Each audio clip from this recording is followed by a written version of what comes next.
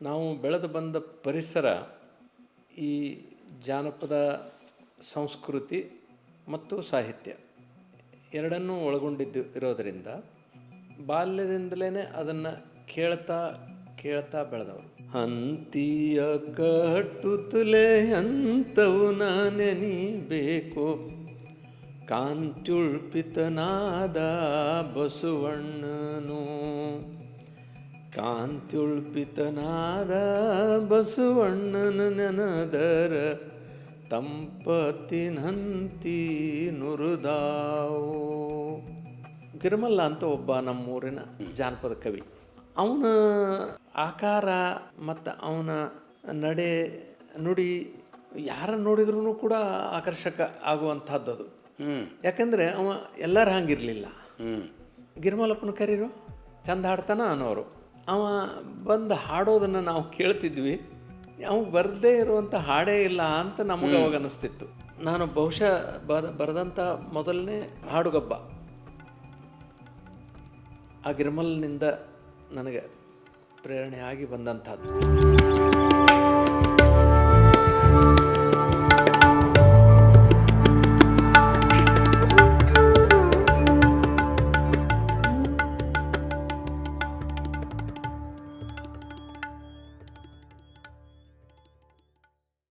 ಆತ್ಮೀಯರೇ, ಶರಣು ಶರಣಾರ್ಥಿ. ಈ ಬದುಕಿನಲ್ಲಿ ಅನೇಕ ಸೃಜನಶೀಲ ವ್ಯಕ್ತಿಗಳು ವೃತ್ತಿಯನ್ನು ಪ್ರವೃತ್ತಿಯಾಗಿಸಿಕೊಂಡು, ಕೆಲವೊಮ್ಮೆ ಪ್ರವೃತ್ತಿಯನ್ನೇ ವೃತ್ತಿಯಾಗಿಸಿಕೊಂಡು ಬದುಕಿನಲ್ಲಿ ಅನೇಕ ಸಾಧನೆಗಳನ್ನು ಮಾಡ್ತಾರೆ. ಹಾಗೆ ಉತ್ತರ ಕರ್ನಾಟಕದ ಬಹುದೊಡ್ಡ ಪ್ರತಿಭೆ ಜನಪದ ಗಾಯಕರು, ಇಂಗ್ಲೀಷ್ ಪ್ರಾಧ್ಯಾಪಕರು, ನೂರಾರು ರೇಡಿಯೋ ನಾಟಕಗಳ ಮೂಲಕ ಬಹುದೊಡ್ಡ ಒಂದು ನಾಟಕ ರಂಗಭೂಮಿಯ ಐತಿಹಾಸಿಕ ಪರಂಪರೆಯನ್ನು ಸೃಷ್ಟಿ ಮಾಡಿ ಕಥೆ, ಕವನ, ಕಾದಂಬರಿ ಹೀಗೆ ಸಾಹಿತ್ಯದ ಎಲ್ಲ ಪ್ರಕಾರಗಳಲ್ಲಿ ಕಳೆದ 5 ದಶಕಗಳಿಂದ ಕೆಲಸ ಮಾಡಿದ ಪ್ರೊಫೆಸರ್ BR ಪೊಲೀಸ್ ಪಾಟೀಲ್ ಅವರು ನಮ್ಮೊಂದಿಗಿದ್ದಾರೆ. ಬನಹಟ್ಟಿಯ ವಾತ್ಸಲ್ಯಮಯಿ ಪ್ರೊಫೆಸರ್ BR ಪೊಲೀಸ್ ಪಾಟೀಲ್ ಅವರನ್ನು ನಾನು ಅವರ ಇಡೀ ವ್ಯಕ್ತಿತ್ವವನ್ನು ದರ್ಶನ ಮಾಡಿಸಲಿಕ್ಕೆ ಸ್ವಾಗತಿಸ್ತೇನೆ. ನಮಸ್ಕಾರ, ಶರಣು ಶರಣಾರ್ಥಿಗಳು ಸರ್. ನಮಸ್ಕಾರ, ಶರಣು ಶರಣಾರ್ಥಿ. ಸರ್, ಎಲ್ರಿಗೂ ಒಂದು ವೃತ್ತಿ ಇರ್ತದೆ. ನೀವು ಇಂಗ್ಲೀಷ್ ಪ್ರಾಧ್ಯಾಪಕರಾದ್ರಿ, ಬನಹಟ್ಟಿಯ ಪದವಿ ಪೂರ್ವ ಕಾಲೇಜಿನ ಪ್ರಾಚಾರ್ಯರಾಗಿ ನಿವೃತ್ತಿ ಆದ್ರಿ. ಅದರ ಬದುಕಿನುದ್ದಕ್ಕೂ ಯಾಕೆ ಎಲ್ಲ ಸಾಹಿತ್ಯದ ಪ್ರಕಾರದಲ್ಲೂ ಜಾನಪದವೇ ನಿಮ್ಮ ಆಶಯ ಆಯಿತು ಸರ್? ಅದಕ್ಕೆ ಪ್ರೇರಣೆ ಎಲ್ಲಿಂದ ದೊರಕಿತು? ಜನಪದ ಜ್ಞಾನಪದ, ಜಾನಪದ ನಮ್ಮ ದೇಶಿ ಸಂಸ್ಕೃತಿಯ ಹೃದಯ. ಅದು ನಾವು ಬೆಳೆದು ಬಂದ ಪರಿಸರ ಈ ಜಾನಪದ ಸಂಸ್ಕೃತಿ ಮತ್ತು ಸಾಹಿತ್ಯ ಎರಡನ್ನೂ ಒಳಗೊಂಡಿದ್ದು ಇರೋದರಿಂದ ಬಾಲ್ಯದಿಂದಲೇ ಅದನ್ನು ಕೇಳ್ತಾ ಕೇಳ್ತಾ ಬೆಳೆದವರು. ನಾನು ಮಗುವಾಗಿದ್ದಾಗಲೇ ಬೆಳಗಿನ 4-4:30 ಗಂಟೆಯಿಂದ ನಮ್ಮ ಮನೆಯ ಚಟುವಟಿಕೆಗಳು ಶುರುವಾಗ್ತಿದ್ವು. ಎದ್ದ ತಕ್ಷಣವೇ ನಮ್ಮ ತಾಯಿ, ನಮ್ಮ ಅಕ್ಕಂದರು, ನಮ್ಮ ಅತ್ತೆ ಇವರೆಲ್ಲ ಸೇರಿ ಬಿಸುಕಲ್ಲಿನ ಮುಂದೆ ಕೂತು ಹಾಡಲಿಕ್ಕೆ ಶುರು ಮಾಡ್ತಿದ್ರು. ಆ ಹಾಡುಗಳನ್ನು ಕೇಳ್ತಾ ಕೇಳ್ತಾ ಕೇಳ್ತಾ ಎದ್ದು ಹೋಗಿ ಅವ್ರ ತೊಡಿ ಮೇಲೆ ಮಲ್ಕೊಂಡು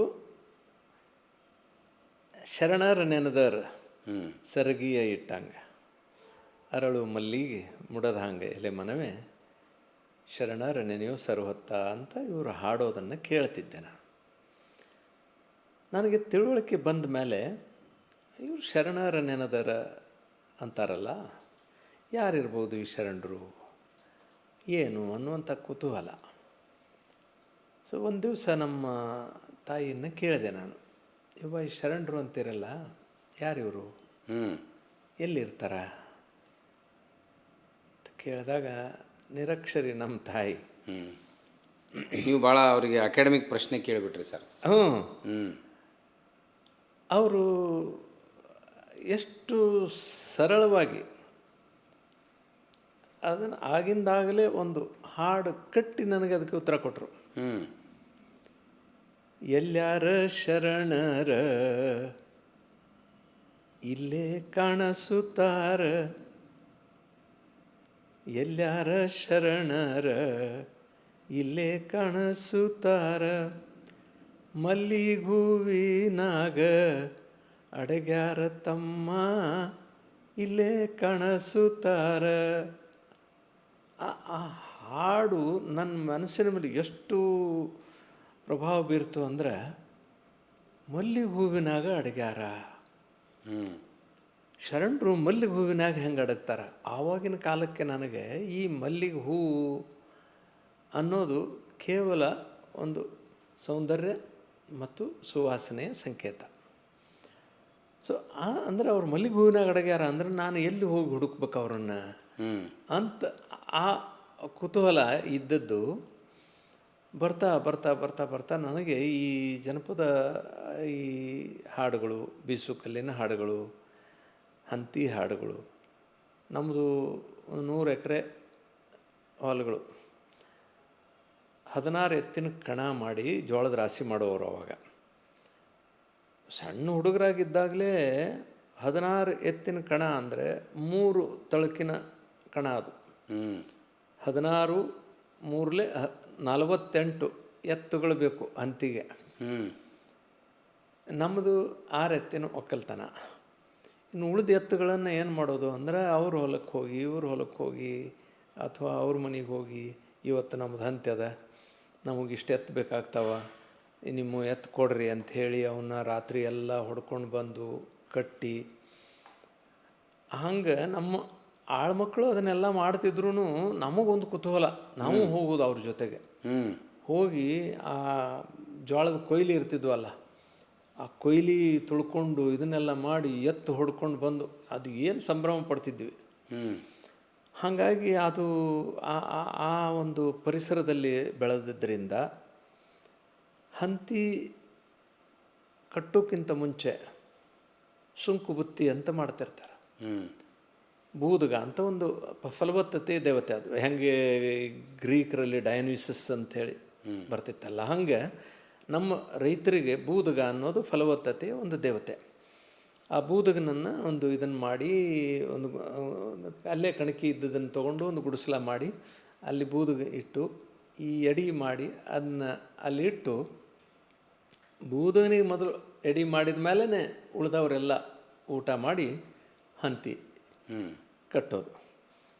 ಆ ಹಂತಿ ಹಾಡುಗಳಲ್ಲೂ ಈ ಆರಂಭದ ಹಾಡೇ ನನಗೆ ರೋಮಾಂಚನ ಉಂಟು ಮಾಡ್ತದೆ.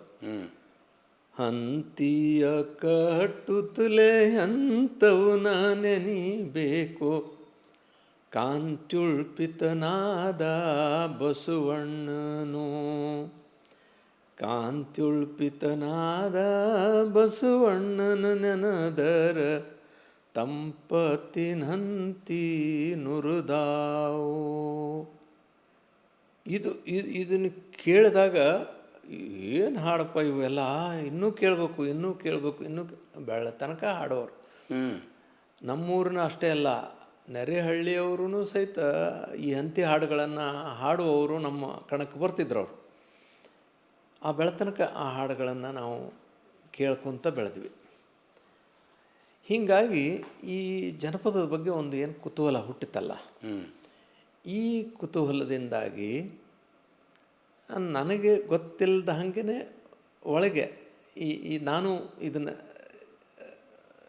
ಯಾಕೆ ಮುಂದುವರಿಸಬಾರ್ದು, ಈ ಪರಂಪರೆಯನ್ನು ಅನ್ಕೋತನ ನಾವು ಶಾಲೆ ಕಾಲೇಜು ಇವೆಲ್ಲ ಈ ಹಂತದಲ್ಲಿ ನನಗೆ ಗಿರಿಮಲ್ಲ ಅಂತ ಒಬ್ಬ ನಮ್ಮೂರಿನ ಜಾನಪದ ಕವಿ, ಆಶು ಕವಿ. ಅವ ಎಲ್ಲಿದ್ದ ಸರ್? ನಮ್ಮೂರಲ್ಲೇ, ಕೊಣ್ಣೂರಾಗೆ. ಅವನ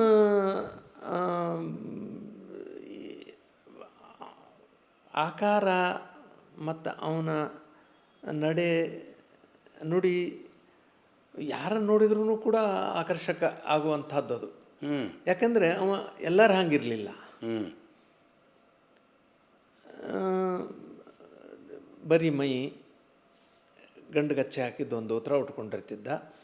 ತಲೆಗೆ ಒಂದು ಈ ಜೋಳದ ಚೀಲ ಇರುತ್ತಲ್ಲ, ಅದನ್ನು ಕೊಂಚಿಗೆ ಮಾಡಿ ಅದನ್ನ ತಲೆಗೆ ಹಾಕ್ಕೊಂಡು ಹೆಗಲಿಗೊಂದು ತತ್ರಾಣಿ ಹಾಕ್ಕೊಂಡು ಅವ ಹೋಗ್ತಿದ್ದ ಹೊಲಕ್ಕೆ.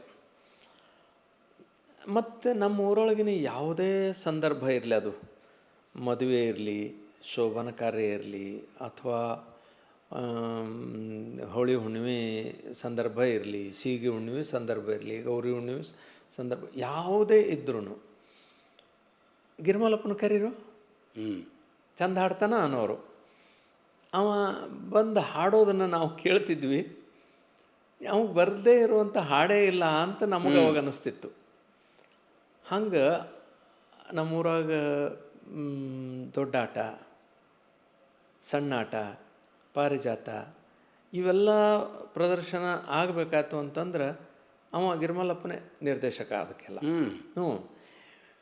ಇಷ್ಟು ಅವನಿಗೆ ಗೊತ್ತಿಲ್ಲದೆ ಇರೋದು ಏನೂ ಇಲ್ಲಲ್ಲ ಅನ್ಕೋಂತ ಅವನ ಬಗ್ಗೆ ನನಗೆ ಆಕರ್ಷಣೆ ಹುಟ್ಟಿತು. ಮುಂದೆ ನಮ್ಮ ಎಲ್ಲ ದಾರಿ ಹೊಲಗಳು ಆವಾಗ ಶೇಂಗಾ ಭಾಳ ಬೆಳೀತಿದ್ರು ನಮ್ಮಲ್ಲಿ. ಎಷ್ಟರ ಮಟ್ಟಿಗೆ ಅಂತಂದರೆ ಸುಮಾರು 100, 200, 300 ಚೀಲದ ಶೇಂಗಾ ಬೆಳೆದದ್ದು ಎಲ್ಲಿ ಹಾಕಬೇಕು ಅನ್ನೋದು ಸಮಸ್ಯೆ ಆಗುವಷ್ಟು ಶೇಂಗಾ ಬೆಳೀತಿದ್ವಿ. ನಮ್ಮ ತಂದೆ ಏನು ಹೇಳ್ತಿದ್ರು, ಸಾಲಿ ಹೊತ್ತಾಗುತ್ತಾನೆ ಏನು ಮಾಡ್ತೀರಿ, ಹಾದಿ ಹೊಲ ಮಂದಿ ಶೇಂಗಾ ಕೀಳ್ತಾರೆ, ಹೋಗ್ರಿ ಒಂದಿಷ್ಟು ಹೊಲ ಕಾಯ್ರಿ ಅಂತಿದ್ರು. ನಾವು 5 ಜನ ಗಂಡ್ಮಕ್ಳು, 5 ಜನ ಹೆಣ್ಮಕ್ಳು, 10 ಜನ ಅಂದರೆ ನಮ್ಮ ಎಲ್ಲ ಹೊಲಗಳಿಗೂ ಒಬ್ಬೊಬ್ರು ಹಿಂಗೆ ಹೋಗ್ರಿ ಅಂತ ಕಳಿಸಿಬಿಡ್ತಿದ್ರು. ಬಟ್ ನಾನು ಅವಾಗ ಒಂದು ಕಂಡೀಷನ್ ಮಾಡ್ತಿದ್ದೆ, ಏನು ಅಂದ್ರೆ ನಾವು ಹೋಗೋದಾದ್ರೆ ಮಾನ್ಯದ ಹೊಲಕ್ಕೆ ಹೋಗ್ತೀನಿ ಅಂತ. ಈ ಇನಾಮ್ ಹೊಲಗಳು ನಮಗೆ ಮಾನ್ಯದ ಹೊಲ ಅಂದ್ರೆ ಮಾನ್ಯದ ಹೊಲಕ್ಕೆ ಹೋಗ್ತೀನಿ ಅಂತ ಎಲ್ಲರೂ ಹೋಗು ಅಂತಿದ್ರು ಅವರು. ಬಟ್ ನನ್ನ ಸ್ವಾರ್ಥ ಏನು ಅಂದರೆ, ನಮ್ಮ ಮಾನ್ಯದ ಹೊಲದ ಎದುರಿಗೆ ಒಂದು ಹೊಲ ಕಾಯಲಿಕ್ಕೆ ಇವ ಗಿರ್ಮಲ್ಲ ಬರ್ತಿದ್ದ. ನನ್ನ ಸ್ವಾರ್ಥ ಏನು ಅಂದ್ರೆ, ಅಲ್ಲಿ ಹೋದ್ನೆ ಅಂದ್ರೆ ಗಿರಿಮಲ್ಲ ಸಿಗ್ತಾರ, ಗಿರಿಮಲ್ಲ ಸಿಗ್ತಾನೆ, ಅವನು ಹಾಡು ಕೇಳ್ಬೋದು ನಾನು ಅಂದ್ಕೊಂಡು ಅಲ್ಲಿಗೆ ಹೋಗ್ತೇನೆ. ಆಯಿತು ಹೋಗು ಅಂತಿದ್ದು. ನಮ್ಮ ಹೊಲದ ಎದುರಿಗೇ ಒಂದು ಅವ್ರ ಹೊಲ, ಒಂದು ಒಡ್ಡಿತ್ತು, ಅದ್ರ ಮೇಲೆ ಒಂದು ಗುಡಿಸಲ. ಆ ಗುಡಿಸಲು ಮುಂದೆ ಹಿಂಗೆ ಸುಮ್ಮನೆ ಕುಂತಿರ್ತಿದ್ದ ಅವನು. ಅವನು ಒಳಗೆ ಯಾವಾಗ ಹಾಡು ಉಕ್ಕಲಿಕ್ಕೆ ಶುರು ಮಾಡ್ತಿದ್ವು ಆವಾಗ ಎದ್ದು ಕುಣ್ಕೋಂತ ಹಾಡುತ್ತಿದ್ದ ಅವನು. ಅವ ಹಾಡೋದು ಏನು ನನ್ನ ಕಣ್ಣಿಗೆ ಬೀಳ್ತಿತ್ತು, ಓಡಿ ನಾನು ನಮ್ಮ ಹೊಲದಾಗಿಂದ ಅಲ್ಲಿ ಹೋಗಿ ಅವನ ಮುಂದೆ ಕುಂದಿರ್ತಿದ್ದೆ. ಬಂದು ಯಾಕೌಡೆ ಬಾ ಅಂತ ಅವ ನಾ ಬಂದ ಕೂಡಲೇ ಇನ್ನಷ್ಟು ಹುರುಪಿನಿಂದ ಹಾಡ್ತಿದ್ದ. ಅವ ಹಾಡ್ತಿದ್ದ, ನಾ ಕೇಳ್ತಿದ್ದೆ, ಅವ ಹಾಡ್ತಿದ್ದ, ನಾ ಕೇಳ್ತಿದ್ದೆ. ನಮ್ಮ ಹೊಲದಾಗ ಅವ್ರ ಹೊಲದಾಗ ಮಂದಿ ಹಂಗೆ ಶೇಂಗಾ ಕೇಳ್ತಿದ್ರು. ಹಿಂಗೆ ಹೊಲ ಕಾದಿವಿ ನಾವು. ಇದು ಎಷ್ಟು ವರ್ಷ ಹಿಂಗೆ ಅಂದ್ರೆ ನಾನು 7ನೇತೆ ಪಾಸಾಗುವವರೆಗೂ. ಒಂದು 4 ಅಂದ್ರೆ ನಾನು 4ನೇ ಕ್ಲಾಸಿಗೆ ಬಂದಾಗಿಂದ ಅವನಲ್ಲಿ ಆಕರ್ಷಣೆ ಅಂತ ಬಂದ್ರಿ. ಅವನಲ್ಲಿ ಒಂದು ಆಕರ್ಷಣೆ ಹುಟ್ಟಿತ್ತು. ಮುಂದೆ ನಾ 3-4 ವರ್ಷಗಳವರೆಗೆ ಇದನ್ನೆಲ್ಲ ನಾ ಕೇಳಿದೆ. ಆದರೆ ಈ ಗಿರ್ಮಲ್ಲ ಯಾರು, ಇವನ ಇತಿಹಾಸ ಏನು, ಇವಾಗ ಇಷ್ಟೆಲ್ಲ ಜ್ಞಾನ ಎಲ್ಲಿಂದ ಬಂತು ಏನು, ಅದು ನಮ್ಮ ಬಾಲ್ಯದ ದಿನಗಳಲ್ಲಿ ಇಷ್ಟೆಲ್ಲ ಗಂಭೀರವಾದಂಥ ಪ್ರಶ್ನೆಗಳೇ ನಮ್ಮಲ್ಲಿ ಹೇಳ್ತಿರ್ಲಿಲ್ಲ. ಅವನ ಹಾಡು ಲೈಕ್ ಆಕತಿ ಕೇಳೋದು ಅಂತ. ಆಮೇಲೆ ನಮ್ಮಪ್ಪ ಒಂದು ದಿವಸ, ಅವ ಯಾರು ಗೊತ್ತತ್ತೆ ನಿನಗೆ ಅಂದ. ಅವ ಗಿರ್ಮಲ್ಲಪ್ಪ ಅಂದೆ ಅಷ್ಟೆ. ಹೌದು, ಅವ ನಮ್ಮ ಎಷ್ಟು ಹೊಲ ಅದಾವಲ್ಲ, 100 ಎಕರೆ, ಅಷ್ಟು ಹೊಲದ ಮಾಲಕವ ಅಂದರು. ಮತ್ತು ಅವ ಹಂಗೆ ಯಾಕೆ ಬರೀ ಮೈಲಿ ಹೋಗ್ತಾನೆ, ಒಂದು ಗಂಡುಗಚ್ಚೆ ಹಾಕಿದ್ದು ಒಂದು ದೋತ್ರ, ಮಂಜೂರು ಪಾಟ್ ದೋತ್ರ ಉಟ್ಕೊಂಡಿರ್ತಾನೆ, ಯಾಕೆ ಹೆಂಗೆ ಅಂತ ಕೇಳಿದೆ ನಾನು. ಅದೇ ಅವ ಭಾಳ ಮುಗ್ಧದಲ್ಲ, ಅದಕ್ಕೆ ಅವ್ರ ಅಣ್ತಮ್ಮರು ಎಲ್ಲ ಮೋಸ ಮಾಡಿ ಅವನ ಹೊಲ ಎಲ್ಲ ಎತ್ತಿ ಹಾಕ್ಯಾರ.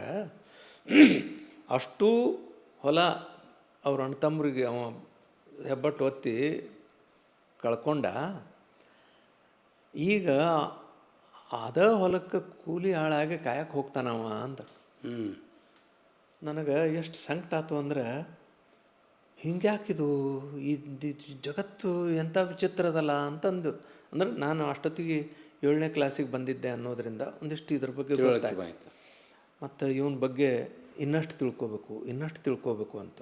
ಮತ್ತು ಅವಾಗ ಹೆಂಡ್ತಿ ಮಕ್ಕಳು ಯಾರದಾರ ಅಂತ. ಅದೊಂದು ಭಾಳ ದೊಡ್ಡ ಕತೆ ಅಂದ ನಮ್ಮಪ್ಪ. ಏನು ಕತೆ ಅಂದ್ರೆ, ಈಗ ನಿನಗೆ ತಿಳಿಯೋದಿಲ್ಲ ಹೇಳ ಅಂದ್ರೆ ಮುಂದೆ ನೋಡೋಣ ಅಂತ. ಮುಂದೆ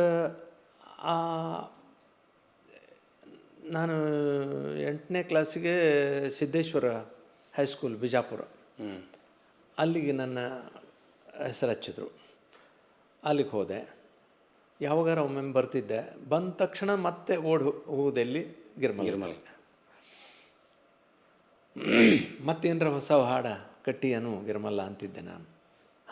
ಕಟ್ಟಿನಲ್ಲ, ಬಾ ಕುಂದ್ರಿ ಅಂಥೇಳಿ ಅವ ಹಾಡ್ತಿದ್ದ, ನಾ ಕೇಳ್ತಿದ್ದೆ. ಮತ್ತೆ 2 ದಿವಸ 3 ದಿವಸ ಇದ್ದಾಗೆಲ್ಲ ಹಂಗೆ ಕೇಳಿ ಹೋಗೋದು. ಮುಂದೆ ನಂದು SSLC ಮುಗಿಯುವವರೆಗೂ ಬಂದಾಗ ಒಮ್ಮೆಲ್ಲ ಇದನ್ನೆಲ್ಲ ಕೇಳೋದು. ಆಮೇಲೆ ನಾನು ಧಾರವಾಡ ಕರ್ನಾಟಕ ಕಾಲೇಜಿಗೆ ಹೋದ ಮೇಲೆ ಅವನು ಭೇಟಿ ಆಗೋದು ಕಡಿಮೆ ಆಯ್ತು. ಬಂದಾಗ ಒಮ್ಮೆ ಮತ್ತೆ ಹೋಗೋದು, ಅವನು ಹಾಡು ಕೇಳೋದು. ನಾನು MAಗಿದ್ದಾಗ ಒಂದು ಜಾನಪದ ಸಮ್ಮೇಳನ ನಡೀತಾ ಅಲ್ಲಿ ಕರ್ನಾಟಕ ಯೂನಿವರ್ಸಿಟಿ ಒಳಗೆ. ಜಿ.ಶಂ ಪರಮಶಿವಯ್ಯ ಸರ್ವಾಧ್ಯಕ್ಷರು. ಆ ಸಂದರ್ಭದೊಳಗೆ ಕೆಲವು ಈ ಜನಪದ ಗಾಯಕರನ್ನು ಕರೆಸಿದ್ರಲ್ಲಿ. ಅದರಿಂದ ಅವ್ರಿಗೆ ಭಾಳ ಇಂಪ್ರೆಸ್ ಆಗಿತ್ತು. ಈ ಭಾಗದಾಗ ಇಷ್ಟೆಲ್ಲ ಒಳ್ಳೆಯ ಗಾಯಕರದಾರಲ್ಲ ಹಂಗೆ ಅಂತ. ಆದ್ರೆ ನನಗೆ ಇವರೇನು ಹಾಡ್ತಾರಲಿ, ನಮ್ಮ ಗಿರ್ಮಲ್ಲ ಇದ್ರಕ್ಕಿಂತ ಎಷ್ಟೋ ಚಂದ ಹಾಡ್ತಾನೆ, ಅವನಾರ ಕರೆಸ್ಬೇಕಾಗಿತ್ತು ಅಂತ ನನಗನ್ನಿಸ್ತು. ಬಟ್ ಜಿ.ಶಂಪ ಅವರು ತಮ್ಮ ಅಧ್ಯಕ್ಷೀಯ ಭಾಷಣದೊಳಗೆ ಏನು ಹೇಳಿದರು ಅಂದ್ರೆ, ನಮ್ಮಲ್ಲಿ ಇಂಥ ಗಾಯಕರು ಎಷ್ಟೋ ಜನ ಅದಾರ, ಇಂಥ ಕವಿಗಳದಾರ. ನಮ್ಮ ಜನಪದ ಸಂಸ್ಕೃತಿಯನ್ನು ನಾವು ಉಳಿಸ್ಕೋಬೇಕು, ಈ ಹಾಡುಗಳನ್ನು ಉಳಿಸ್ಕೋಬೇಕು. ಹೆಂಗೆ ಉಳಿಸ್ಬೇಕು ಅಂತಂದ್ರೆ, ಅವರು ಹಾಡುಗಳನ್ನೆಲ್ಲ ನಾವು ಬರೆದು ಪುಸ್ತಕ ರೂಪದೊಳಗೆ ಪ್ರಕಟ ಮಾಡಬೇಕು. ಆಮೇಲೆ ಅವನ್ನ ಕ್ಯಾಸೆಟ್ನೊಳಗೆ ತುಂಬಿಕೊಂಡು ಅವನ್ನ ನಾವು ರಕ್ಷಣೆ ಮಾಡಿ ಕಾದಿಡಬೇಕು. ಇದೆಲ್ಲ ಹೇಳಿದ ಕೂಡಲೇ ನನಗೆ ಕೌತುಕ ಅನ್ನಿಸ್ತು. ಅಯ್ಯೋ ದೇವ್ರೇ, ಇಷ್ಟು ದಿವಸ ನನಗೆ ಗೊತ್ತೇ ಆಗಲಿಲ್ಲಲ್ಲ. ಗಿರಿಮೇಲೆ ನಾನು ನೋಟ್ ಮಾಡ್ಕೊತಿದ್ದೆ. ಈಗೂ ಏನಾಗಿಲ್ಲ, ನಾವು ಊರಿಗೆ ಹೋಗಬೇಕು, ಅವನ ಹಾಡುಗಳನ್ನೆಲ್ಲ ತುಂಬ್ಕೋಬೇಕು. ಆವಾಗ ಕ್ಯಾಸೆಟ್ಟೇ ಭಾಳ ದೊಡ್ಡದು.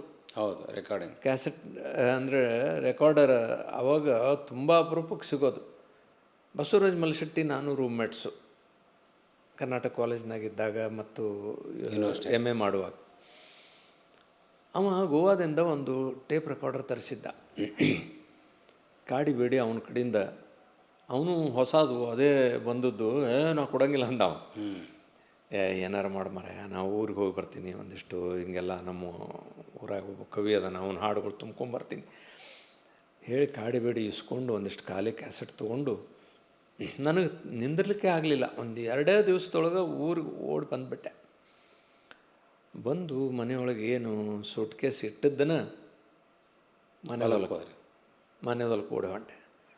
ನಮ್ಮವ್ವ ಈಗರ ಬಂದೀವ ತಮ್ಮ, ಏನಾರು ತಿಂದು ಹೋಗು ಅಂದ್ಲು.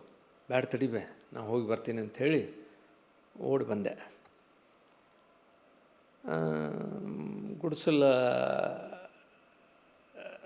ಇತ್ತು, ಗುಡಿಸಲು ಮುಂದೆ ಗಿರ್ಮಾಲ ಇರಲಿಲ್ಲ.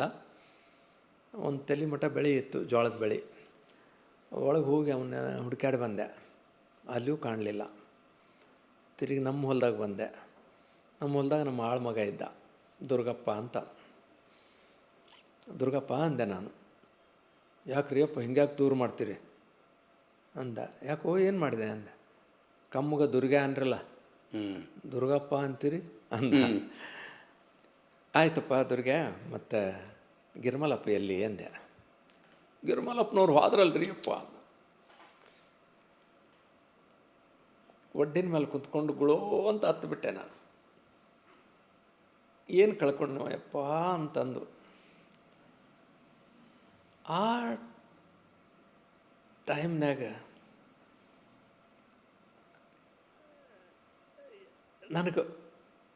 ನಾನು ಬಹುಶಃ ಬರೆದಂಥ ಮೊದಲನೇ ಹಾಡುಗಬ್ಬ ಆ ಗಿರ್ಮಲ್ನಿಂದ ನನಗೆ ಪ್ರೇರಣೆ ಆಗಿ ಬಂದಂಥದ್ದು. ಆ ಧಾರವಾಡದಿಂದ ಬಂದಂಥ ಬಸ್ಸಿನ ಟಿಕೆಟ್ ಮೇಲೇ ಬರೆದೆ ಅದನ್ನು.